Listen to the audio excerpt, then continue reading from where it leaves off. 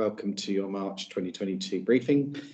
Got lots to get through, so as ever, I will get on. We've got loads of people around and with me to help answer some of the questions that we've got. So just to remind you, we're in a Microsoft Teams meeting, so please go on mute but when you're not speaking. You can see the mute button in your menu bar. You may ask questions on the chat. You may join the meeting. We'll invite people to join us, and we've got some guests to join us today. So look forward to that conversation when we get to it. So what are we going to talk about today? A little bit about today, obviously, the world-shaking event of what's going on in the Ukraine. I think we couldn't not talk about that today. Then we'll do a bit of an update on where we are on COVID and our current IPC guidance. And then quite a lot of the next part of the meeting is really shaped around redesigning services and patient experience within that. I think it's really important that as often as we can, we hear from patients in these briefings. And so we've got a really powerful story to tell about positive experience, but also some things that make us think as we go forward. And then we're going to talk about our future transformation. Future is now marginal because it's coming really quite quickly towards us around outpatient and elective care plans. Some updates on our Pulse survey results, then some surprise guests to join us, and finally, as ever, your questions and feedback. So on we go. I know all of us probably been shocked and appalled at what has happened by what's going on in Ukraine. And I think the first thing I want to say is that I know that we are a multicultural, multi-nation group of hospitals. And we've got people who have come from the Ukraine, people who've got relatives in the Ukraine, as well as those, as well as people who have come from Russia. We know that this time is extraordinarily challenging for those colleagues. And if anybody is affected, please do speak up.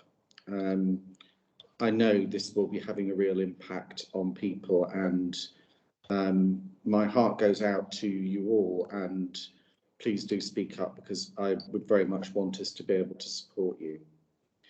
I also wanted to pay a bit of a tribute to colleagues at NGH. I know the world has rallied around, not just in terms of some of the sanctions that have been taken, but also here's the picture of colleagues who are donating supplies at NGH, which are now on the way to the Polish border. Just wanted to alert you because the formal national response being coordinated by the Disasters Emergency Committee, who are coordinating all of the donations on behalf of 15 international aid charities. So if you want to support disaster relief in Ukraine, and I know yesterday and today's story has certainly made me think when you see a hospital for women and children being shelled in the middle of this conflict. As hospitals, we are all stand together in solidarity with that hospital, and if you can do something to help, please use the DEC link that you see there. Okay, I'm now going to hand over to Heidi just to talk us through the latest position on COVID, and then Wayne will pick up the IPC guidance. Thanks, Simon. So hello, everybody. I'm Heidi. I'm the Hospital Chief Exec at Northampton, for those of you who haven't met. So just wanted to briefly talk about our current COVID position, which largely on both sites is remaining relatively stable. But just wanted to acknowledge that obviously out in our everyday lives, restrictions have changed a huge amount, and therefore we are getting quite a lot of questions around why the restrictions within both of our hospitals haven't changed. So just wanted to thank you, because I have no doubt you're getting lots of questions about this, and thank you for your support in maintaining that obviously the pressures and risks that we carry within a hospital are slightly different, and we have to balance the risks. So thank you to everybody who's constantly involved in those assessments of risk at a given point, which we keep reviewing, which Wayne will cover actually in the next slide slightly. But also wanted to cover that there is actually some regions are seeing a slight upturn in cases, and the Office for National Statistics is anticipating there potentially could be a slight rise in the summer. Now this is against obviously restrictions being changed and some other factors that they feel may influence cases rising slightly again in the summer. So I think the message is still very much with us. We obviously carry a slightly different risk in a hospital in terms of our duty of care to all of you and to our patients, and we keep reviewing that on a regular basis in terms of what it means for how we deliver care. Still puts a pressure on for operationally and clinically pathways of care. So again, just to thank you for your continued support in making sure we do this in the safest possible way. So I hand over to Wayne and he'll talk about the IPC perspective. Afternoon, everyone. My name is Wayne Hurst. I'm Deputy Director of Nursing and Quality at Kettering. This afternoon, I'm just going to cover some of our policies around IPC guidance. So at present, nothing really has changed in our hospital setting to protect our patients and the vulnerability of those patients that we are seeing here. Just a polite reminder that we should still, at this point, should be wearing masks. We should be socially distancing, and reminder around when we're eating and drinking, it should be one person with their mask off at any one time. Staff should continue to undertake the lateral flow tests twice weekly and report them into the national system. If they develop any symptoms, they should take a PCR or lateral flow test. And there's specific guidance around managing your return to work. So you'll find information on both sites' intranet sites. Visiting restrictions have changed, so we appreciate the need for relatives to be involved in the patient pathway, and that also helps with their psychological support whilst in hospital, indeed their care needs. So we are allowing one visitor for 1 hour per day, and that continued at the moment. And visitors will still need to wear a face covering and show proof of a negative lateral flow test. On the next slide, this just goes into a bit more detail. I'm just going to talk around the broad principles. Hello, can I help you? So it will remain. Oh, the MS nurse. Just to avoid any conversation happening that we might not want broadcast across 200 people or so who are sitting in this meeting, could I ask the person who answered the phone? It's fine, obviously, that you continue to do your job, and thank you for managing to multitask and join this briefing as well. But could you just mute yourself, whoever you might be? That would be really great. And no drama about the rest of it. Wayne, I'll hand back to you there. Thank you. So we're continuing to provide visitors, so it will be one visitor per patient per hour. Again, these visits should be pre-booked, so they should be pre-booked with the clinical area. Any wards that are closed due to COVID outbreaks or patients who are positive for COVID, visiting wouldn't be accessible unless it was an exceptional circumstance. So as throughout the whole of the pandemic, reasonable adjustments for patients with learning disabilities or end-of-life care, or where care needs need to be met by a relative or next of kin. Visiting again will be at the discretion of the nurse in charge for those vulnerable patients, and as I've already outlined, outpatients, emergency departments, urgent care will still be at the discretion of the nurse in charge. Maternity and paediatric visiting, there's no changes in relation to that.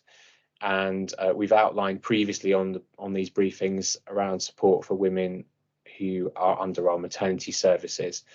I guess the main points really are to remind people to undertake lateral flows, to ensure that any visits are pre-booked, that we've seen evidence of negative lateral flow, and that we're encouraging them to wash their hands and appropriate face coverings are worn throughout their visit. Happy to take any questions at the end. Thanks, Wayne. So we're now going to start talking about our both patient experience, because one of the things that's happening as we gradually come back to some normal ways of working in the NHS is that we rightly turn our attention to what patients are looking for from the NHS. And clearly one of the central themes of that is listening to how patients feel when they interact with our services and using that to help shape our services as we go forward. So we're going to play in a second Nicky's story. Nicky is a cancer patient, and I just want to say in advance, I'm well aware that some of you may be affected by the story here. It is emotionally impactful. If you are feeling that, there is absolutely no reason why you can't switch it off and come back after 7 minutes. The video is 7 minutes long. We're then going to go from there and start talking about how, and James is here today to talk about how we design services around patient voices, so around people like Nicky, and then into probably one of the biggest ways in which we can change services for patients, which is the way that they experience outpatients. And Becky Taylor, our Group Director of Transformation, is going to talk through that. So there's quite a segment here about starting with the patient. How are we going to transform services to really make a difference to people like Nicky and her story? So if you feel that you're getting upset by Nicky's story, as I said, do feel free to switch it off and come back. I hope you can stay with it. I think it is really worth listening to. And then we'll hand on to James and Becky to talk through how we're hopefully going to do even better by Nicky in the future. So we'll play the video, please.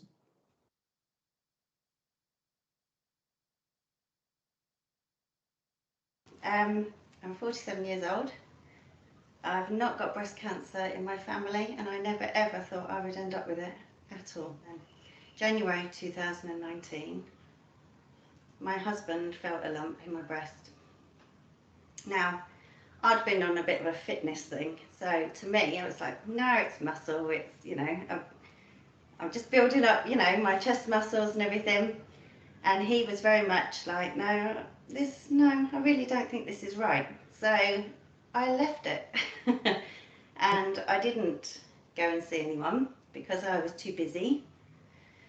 I had 2 kids, I was ferrying about everywhere. Life was just busy, and yeah, I didn't take much notice about it at all. And he pestered me until I went. So then, April 2019, I went to the doctors. 2 weeks, I got seen really quickly actually. 2 weeks later, I was at Kettering Hospital. Then they did some tests, and everything seems to be like a 2-week wait. And actually that 2-week wait is a nightmare. We went on rugby tour in May, and I was waiting for results. And then when I got back from that,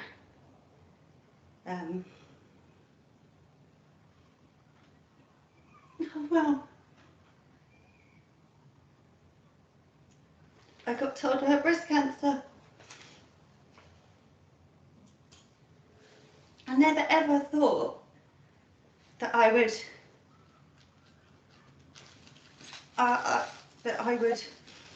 be told that, ever.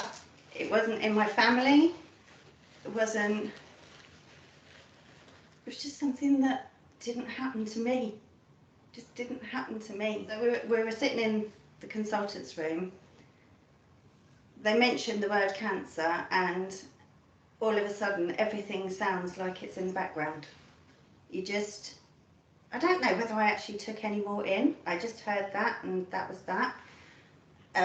My husband, Sean, I think took in more than me, but even so, we came out and it's like, my God, what has just happened?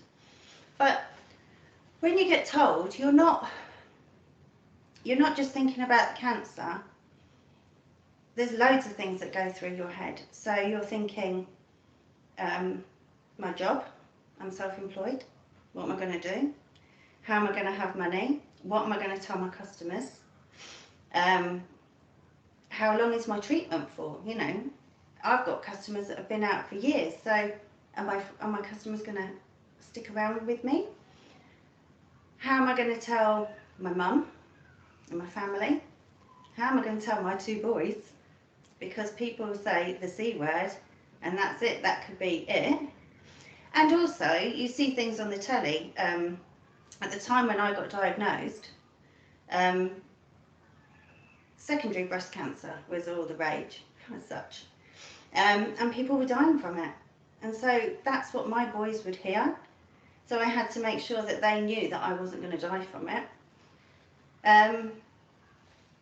What was going to happen with me and my husband. So, you know, having your breast off is going to change maybe how you feel about each other. It's going to change your sex life, definitely. And actually, nobody really talks about that part of it. It's quite, yeah, nobody talks about that bit. By the time I'd gone then for an MRI and we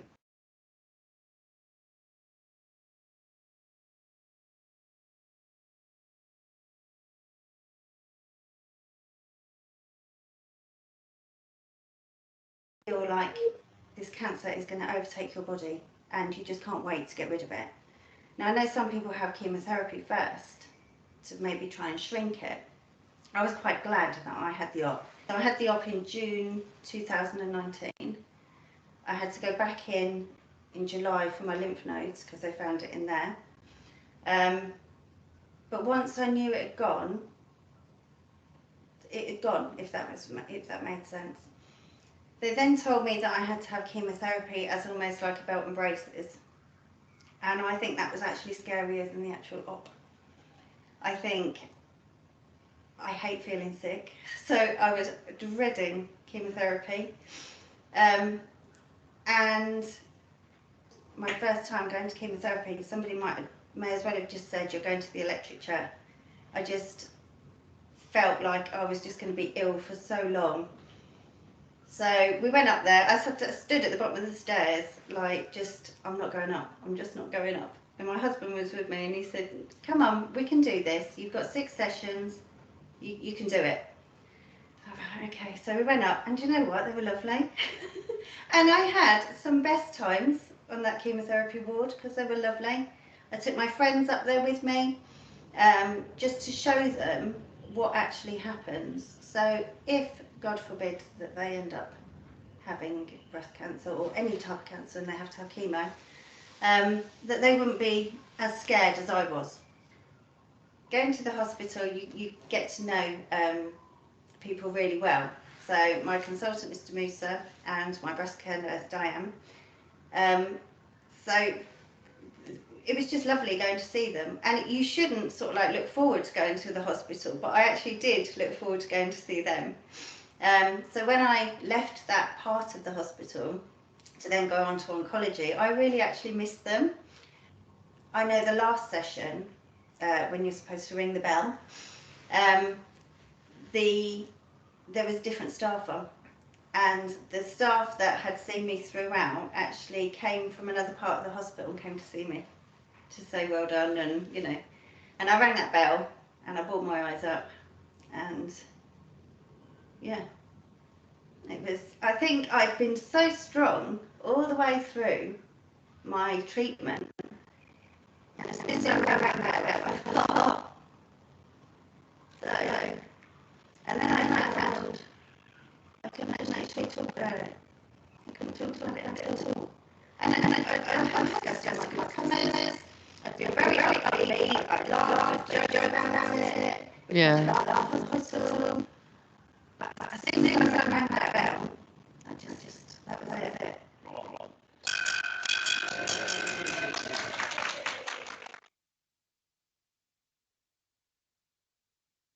hope, despite the slight glitches in the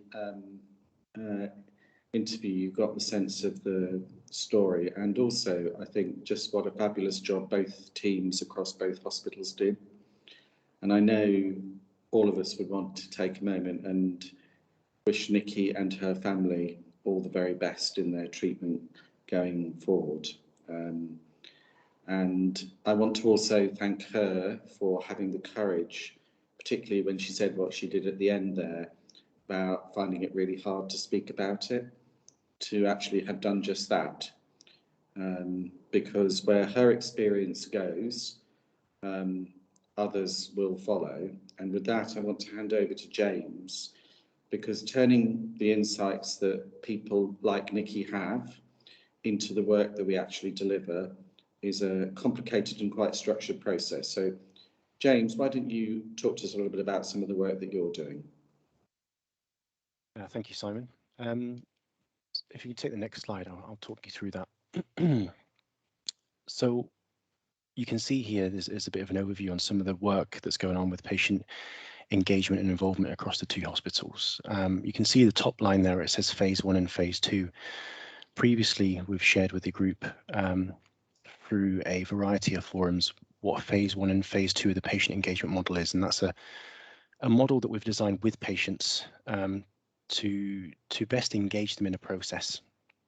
You've heard previously Bernadette's story and how we worked with Bernadette and a group of other patients who have used the emergency ENT pathway. And we're in phase 2 of that project now. So phase 1 is around the looking at where things are at, taking a holistic approach to data for a specific service and engaging patients at that early stage to look at actually what their experience is, to help inform the change, help inform what's going to be implemented. Phase 2 is the evaluation stage to look at what's happened since that has been launched. And that's where we're at with the ENT pathway at the moment.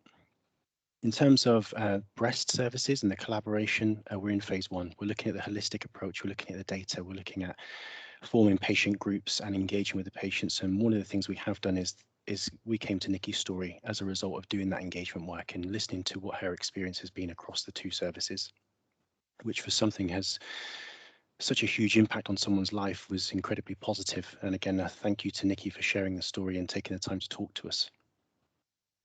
Next really is around health inequalities and cancer experience of care, and we're working with teams with our Macmillan leads across the two hospitals to engage those patients and see what their experience has been and how we can improve and better it in terms of communication.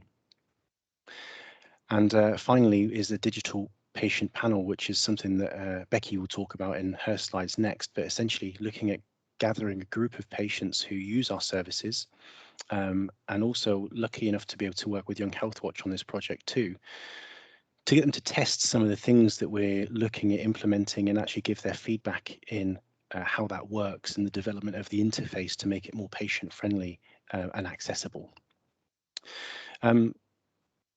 Really, the key message from all this is actually we as staff that work in the hospital look at the services and have an overview and opinion, but actually we have all this robust information and experience from patients, the public and their carers that can also feed in and help change and implement. So if you want more information on the patient engagement model, I'd ask you to reach out to me so we can share that. It's something that we've developed with patients across both sites, and it's working well in terms of how we're implementing that across services and some of these collaborations that are taking place across both hospitals. So I'd like to hand over to Rebecca to talk more about that. Thanks, James. Hi, everyone. For those who I haven't met, I'm Becky Taylor. I'm Director of Transformation and Quality Improvement across the group. So as James says, we've been looking at outpatient services, and it's one of our largest areas of service. You know, we have 900,000 appointments across our two hospitals every year. So it's the place that people often come across us first. And obviously Nicky was talking there around her experience, you know, being referred into and coming to an outpatient service. And I think you can see on some of the feedback when we've asked our patients how they feel about our outpatient services, you can see some of the feedback that Nicky said there, you know, really great staff, amazing care, really have a fantastic experience with our clinicians receiving that care in clinic rooms. But some of the things that Nicky was saying around, you know, it's not the only thing you're thinking about your care. You've got all of these other logistics and other things that belong in the rest of your life that you're thinking about in that moment, and making it nice and easy for people to get onto site. You know, I know where I'm going. I'm not worried about my parking. Our hospitals can sometimes be a little bit difficult to navigate around, so making it easier for people to get to where it is that they're trying to get to, and getting that communication right, you know, before a clinic, after a clinic, so that we can try and make sure that we're really clear around what people can expect, and, you know, where there are waits, making sure that we're really clear about those, and people know where they are in the process, and hopefully so that we can get people seen quicker and more effectively, so we can treat more people like Nicky quickly. So if you have the next slide, Liz. We've got a range of different comments, and I think it kind of reflects some of those statistics. I absolutely can't fault the care. The nurses are so lovely, and staff are absolutely marvellous. So some really amazing examples of really good care that we provide. But some of those bits around the edges, you know, it's a worrying thing coming in for your health. So how can we make it so you know, it's nice and easy to get in touch with people if you have got a question or a query. You know, we're not confusing people with letters that maybe aren't exactly clear on exactly where it's going. There was an example where somebody came into hospital because the letter included a map, but actually it was a virtual appointment. So how can we be much clearer and make that make what can be a really difficult part of people's lives, you know, as smooth and pleasant an experience as possible. Next slide, please, Liz.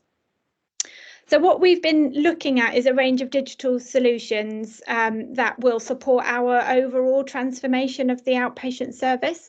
And we've been working really closely, Andy Callow as Chief Digital Officer for the group, and both digital teams and our estates teams and our finance teams have been working really hard to get all of these different pieces of kit from some national funding, but really aiming to do kind of 5 things. So getting patients in charge of their appointments, you know, being able to go in, all of us I think have probably used Uber or something like that, and really having that kind of power to book things, make changes around what that looks like, being able to look at your letter online if that's what you want. It's not about taking away the kind of ability to call up and make an appointment. It's not about taking away the letters. It's about providing people with another option if that's what they want to do. And it means that we should be able to free up some of our staff who perhaps can't get to the phone because too many people are calling in with questions. For people like me, I'm an app person. If I'm not calling up because I don't have a question, that provides us with more capacity to be able to help people who do still want to call in. Then making the experience of it work better when patients come to site. So being able to help people know which you know, you come in one entrance, how do I get from here to the heart centre? How do I get from here to main outpatients? So finding your way around and being able to check in, you know, yourself when you get there, and strengthening the ability to be able to manage some of those pathways remotely. So making sure that, you know, where there are kind of photos or videos, you know, being able to make sure that if you're a clinician and you're coming to that clinic, you've got access to some of that information before you get there. You know, a patient can submit a photo or a video ahead of that appointment, and really make sure that clinic time, which is so valuable, really moves the pathway forward. Making it easier to manage our clinics and room capacity. We do a fantastic job putting on an awful lot of clinics, but that is quite hard work, I know, for some of our teams who organise and coordinate all of those. So making all of that much easier for us to organise. and having a single place where we can easily see the waiting list. So we have a lot of people obviously that are waiting to come into care. So this will be a single place where we can see everybody, we can understand how long people have been waiting, and make it much easier to be able to book patients into our theatres for treatment. So next slide, please, Liz. Now, obviously, this is a really big kind of joint digital and transformation programme, and there are lots of opportunities to get involved. We're really fortunate that we've got some of this national funding for these digital solutions, but it's only going to be as good as we can work with you to make it, you know, work for the way that we work, the way that our patients here work. So lots of opportunities to get involved. We're going to do an outpatient and elective care digital and transformation roadshow. There'll be one in Kettering on the 22nd, and there'll be one in Northampton on the 23rd. We'll send out an invite shortly. Be great to see anyone who's interested in knowing a bit more. We've got the kind of solutions coming in, and there'll be people from digital and transformation there to answer any questions. We've got some working groups. We're going to put some drop-in sessions in, and we're going to be going on some visits to outpatient areas. If you're keen to get involved, if you let the comms team know, or email me or Ruth, who is our transformation manager on the programme, I'm sure she can introduce herself in the chat. That would be really great, and really kind of keen to kind of shape this and make our outpatient services much better for our patients. Thanks very much, Becky. We're now going over to Mark to talk about our Pulse survey results and how we want to engage with people in a conversation around that. So hand over to Mark. Thank you very much, Simon, and good afternoon all. My name is Mark. I'm the Chief People Officer for Northampton and Kettering Hospitals. I hope you are well. I just wanted to talk around the Pulse survey results. So we completed a People Pulse survey in January, and I suppose the very first thing to say is a huge thank you to all of those colleagues who completed the survey on this occasion. I appreciate our timing of that particular survey was a huge time of pressure for us across both hospitals. Based on the fact that we were dealing with the Omicron wave of the COVID situation, and that was a hugely challenging time where we know we were trying to mitigate lots and lots of absences at that particular time. So thank you all to the 1,500 people that completed the survey. The survey was mixed. I think it's fair to say the survey results were mixed. We had some colleagues who had some positive experiences and wanted to share those. We equally had some colleagues who had more challenged experiences and wanted to share those too. I'll come on to some examples of those in a moment. We also saw broadly similar results to that of September when we completed the People Pulse survey. And this is great in terms of the People Pulse survey because we're able to share the results quicker. So in the month of February, with it closing in January, we've been able to share them with all of your divisional leads and managers. So hopefully they have them, and hopefully they've been discussing some actions to take based on those results with you. That's different to the national staff survey. The national staff survey results come out at the end of this month, so I didn't want to miss that without saying it here. They'll be out on the 30th of March at 9:30 is when they're released and embargoes are lifted, etc. And that was for the survey, the national survey that we undertook in October and November. And of course, no doubt I will be here in April to share the results of, again, both hospitals with regards to that position, and also in both hospital briefings too.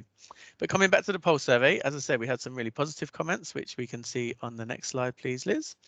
In terms of colleagues working with one another as part of a team, we can see that despite all of the pressures, colleagues in ED in Northampton, as an example, created a leaflet to support and hand out to patients upon their arrival, and people wanted to comment and just say how pleased they were with this. We've also had comments with regards to welfare systems and the pink button, the famous pink button on KNet, in terms of advertising that for colleagues too. There was quite a lot here around team and colleagues, and I think that's going to be a really important thing for us over the course of this next year, how we really emphasise and continue to build those relationships with our teams and our colleagues, and how we respect one another in some of those conversations. They're not always easy conversations, but we need to make sure that they're respectful too.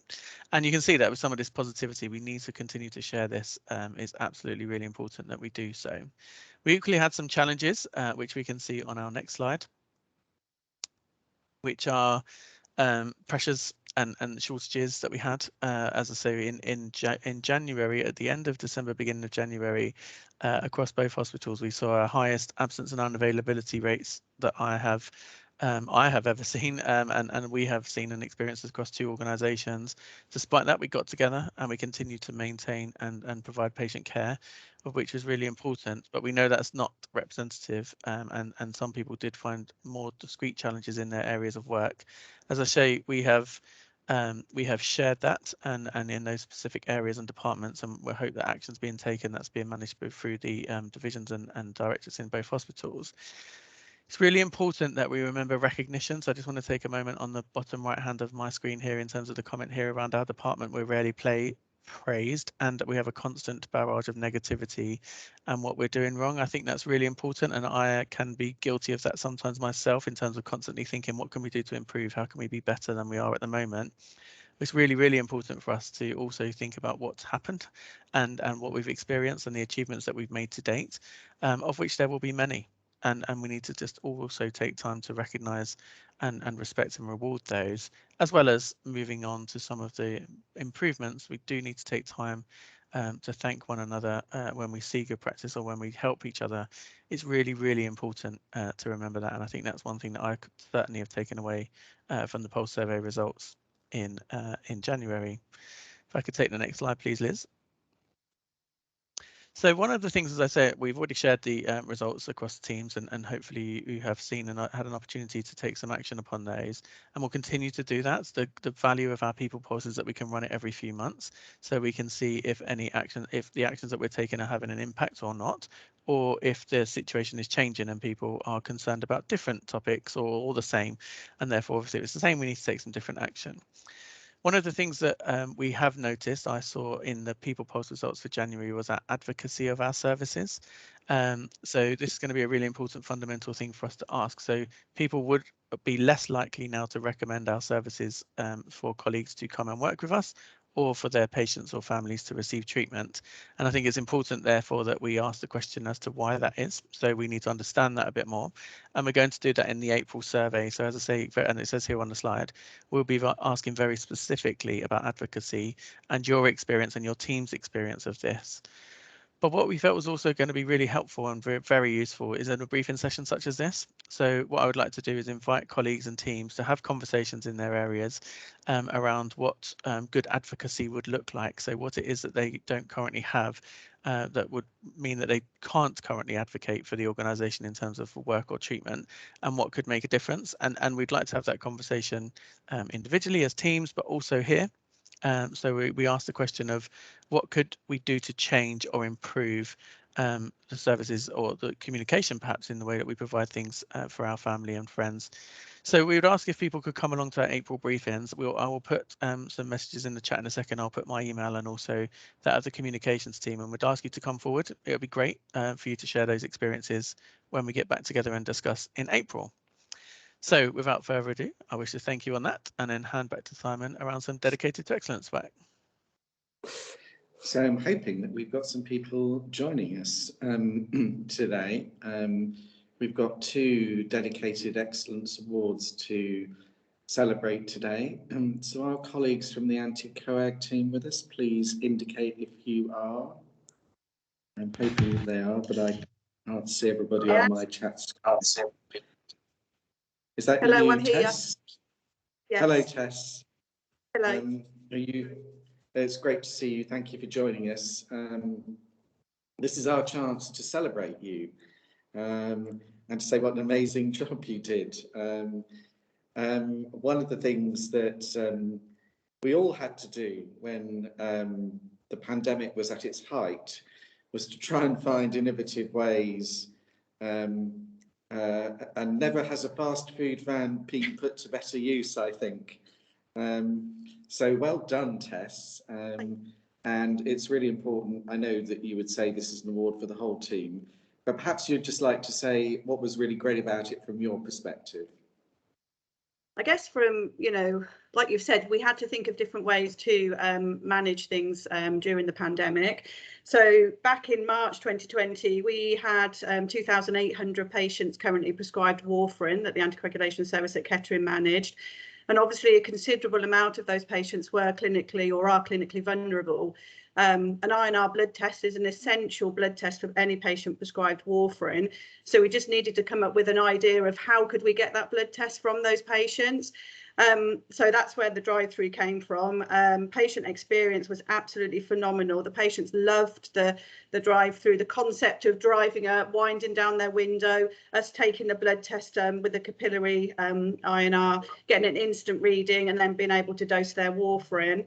The patient experience, brilliant. You know, they were very comical. Well, can I have red sauce with that? Or have you got a coffee there? You know, they really enjoyed that. I guess coming out and seeing us, you know, during the height of the pandemic, these patients were hidden away. So actually coming to talk to somebody, they could discuss things with us. So it was more than just an INR drive-through service. It was a counselling service as well.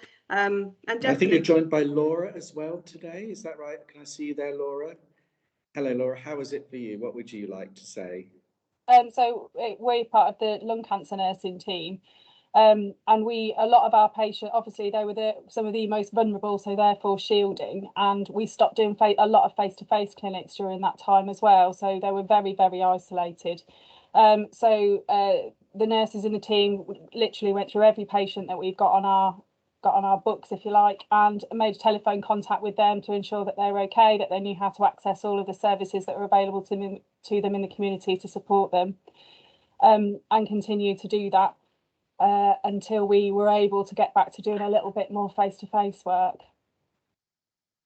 Oh, congratulations to both of you. It's an astonishing effort. It's good to see a sense of humour about I'll have red sauce with that is alive and well, even in the middle of a pandemic. The joke did occur to me, but I thought it was too hackneyed. So I'm glad somebody else got there ahead of me. Are you back to normal now, Tess? Oh, sadly, we're not running the drive-through at the moment. That is something that I want to pick up with the transformation team, but we are back to normal. Yeah, I'm doing very well. Okay, well, certainly we should pick that up for you. So well done. And can we give Tess and Laura a big virtual hand just as we go on to this? Amazing. So good to see. And it's really nice that the work was recognised. And now our next Dedicated to Excellence Awards. Going on. I'm hoping that the, wasn't there another? Yes, there we are. Thank you. I knew there was another one. And I think we've got Lois here today. Lois, are you there? Hi, yeah, I'm here. You had a really big job in terms of restarting the Shared Decision Making Council in maternity. Now, I know not everybody knows about shared decision making. I know it's a concept that's more embedded in Northampton. Perhaps you could say a little bit about what you did and what help you think it's provided. Yeah, so as part of Pathway to Excellence, one of the branches there is shared decision making, and we had our shared decision making council running prior to COVID, but obviously meeting and work pressures meant we had a slight hiatus. So it was really important to us to restart the council and make sure that we can get staff wellbeing and staff thoughts and ideas to the forefront really, and making positive changes in the ward area. So we made some really good changes and initiatives come through. So in maternity, all we had was tea and coffee, but we advise our women not to have caffeine. So we needed some decaf drinks. So we all sort of got together and campaigned so we could have decaffeinated drinks and different choices for the patients as well. So that was a really nice initiative that affected the staff.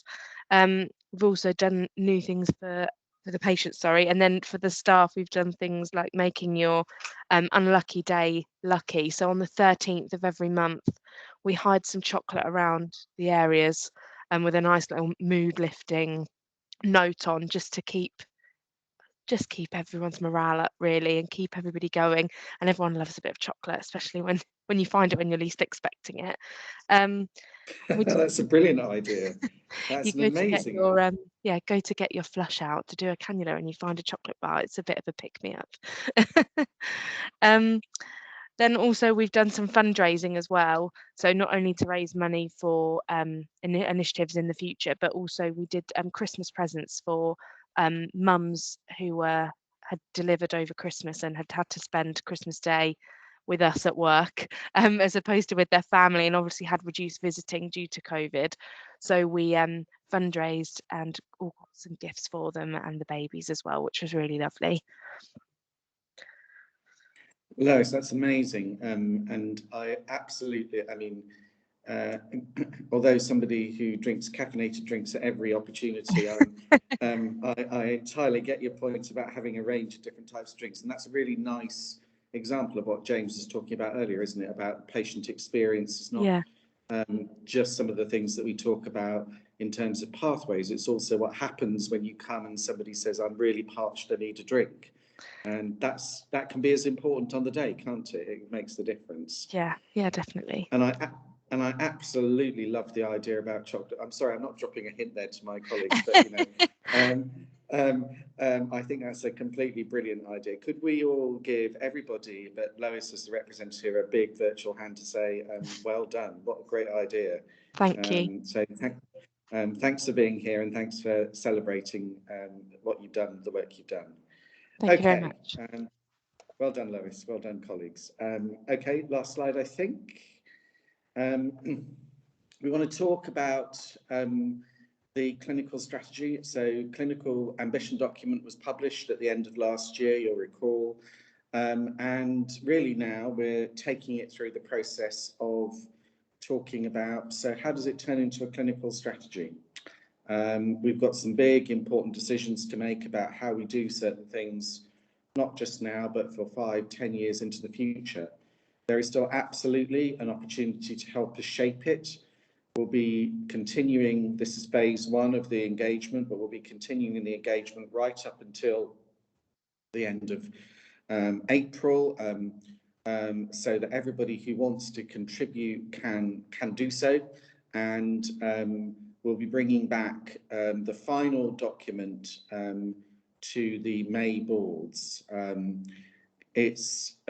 can't encourage people enough to get involved. The ideas that have been generated thus far, they haven't come from me and my executive colleagues, they've come from frontline staff. You know, what you are showing up there, what's in the ambition document reflects the contributions that we've had. So my encouragement is to get involved. And then I think we are on to questions. So if we can drop the slides so we can all see each other. As ever, we would welcome anybody who feels that they would want to speak up and ask us a question. That's absolutely fine. And would be delighted to hear from you. And I just wanted to also, while people think about questions, pay a personal tribute to somebody who has been one of the real hearts and souls of the Northampton community, the Northampton Hospital community. Rachel, are you there? Because I'm going to embarrass you now if you are. Are you there, Rachel? I know you're on texting away, just celebrating your last day. But can I? There you are, Rachel. Hello. I am here. So I'm just going to embarrass you a little bit for a second and say, you and James have been a real force for good in the Northampton community and in the Northamptonshire community more widely. I know you're going on to greater and more glorious things, but your contribution in Northampton has been absolutely outstanding. And it does seem remiss of me not to just say a personal big thank you to you for all that you've done. You will be hugely missed, not just by me, but by lots and lots of other people. And I wondered if you had any reflections on your last day that you would like to share. I'm putting you on the spot a bit there, so if you, but anything that you feel has been particularly important to anything you'd really like to celebrate as you look back on your time here. Yeah, absolutely. I mean, when I started in post 8.5 years ago, which has just flown by, the sort of patient experience team at NGH was literally just me. And obviously it's built and grown over all this time. And I think since we became a group model in particular, I've really seen people embracing patient engagement and having that that senior leadership buy-in of, you know, and promoting patient engagement all the time has been so powerful in pushing this work forward.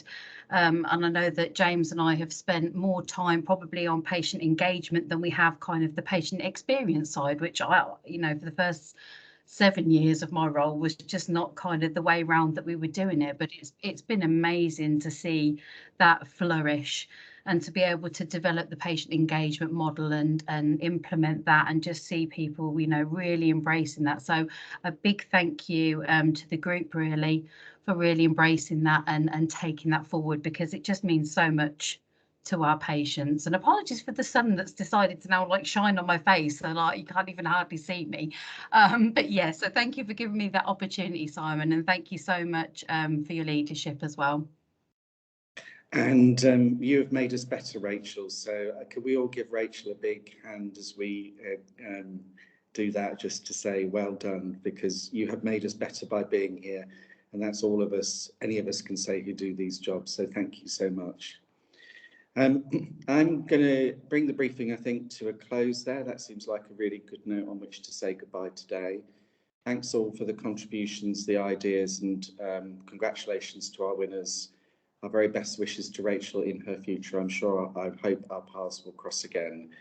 And you have 10 minutes just to chill for 10 minutes and go and reflect on what you've heard today, and maybe reach out to Rachel and wish her well. Thanks, everybody. Have a good day.